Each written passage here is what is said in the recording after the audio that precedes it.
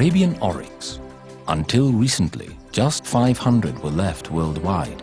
Here, in the deserts of Dubai, the native oryx is being successfully bred and reintroduced into a natural setting in what is the first national park in this part of the world. The Dubai Desert Conservation Reserve is a project created and driven by Emirates Airline and the Dubai government.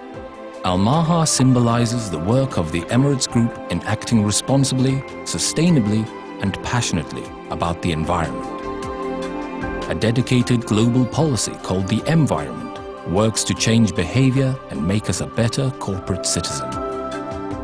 At Dubai International Airport is the new Airbus A380 Super Jumbo. She's our pride and joy. The A380 represents the single greatest advancement in eco-efficiency in the modern jet age. Per passenger, Emirates A380s will offer fuel economy of about 3 litres per 100 kilometres, or better than most small cars. Emirates, with an average fleet age of about 5 years, has the youngest aircraft fleet of any of the large global airlines. A young fleet means new technology, advanced aerodynamics, lightweight materials, and sophisticated engines to use less fuel and reduce emissions. Flying Emirates aircraft as directly and efficiently as possible, using new technology to chase Mother Nature's tailwinds, can save significant fuel and emissions. Well, if you look at the way we fly our aircraft between Dubai and Australia, for example, we've been working very closely with Air Services Australia to pioneer and develop flexible tracks across the southern Indian Ocean. Annually, we're saving over 3 million kilos of fuel and over 10 million kilos of carbon dioxide.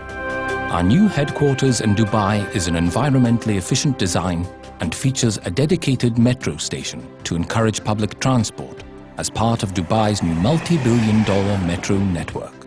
A company-wide recycling program means it's easy for staff to recycle on a daily basis. Engineering and airport teams are recycling and using electric vehicles at the airport.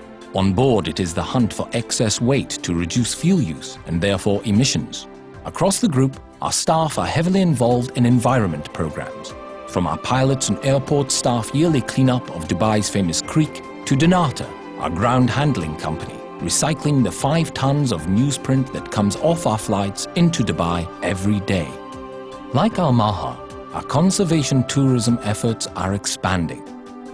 Here, surrounded by soaring sandstone escarpments, is the Wolgan Valley in the Blue Mountains World Heritage Area.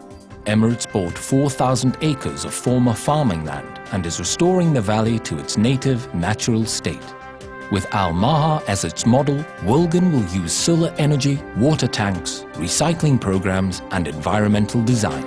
We're taking what was a distressed grazing property used for over a century to farm cattle, and we're restoring the valley to how it was before white settlement. We will focus on both flora and fauna, the entire ecosystem. Behind us here is the Wolgan River. It's very unstable, it has no vegetation along it, and it's like that for the next 5 kilometres.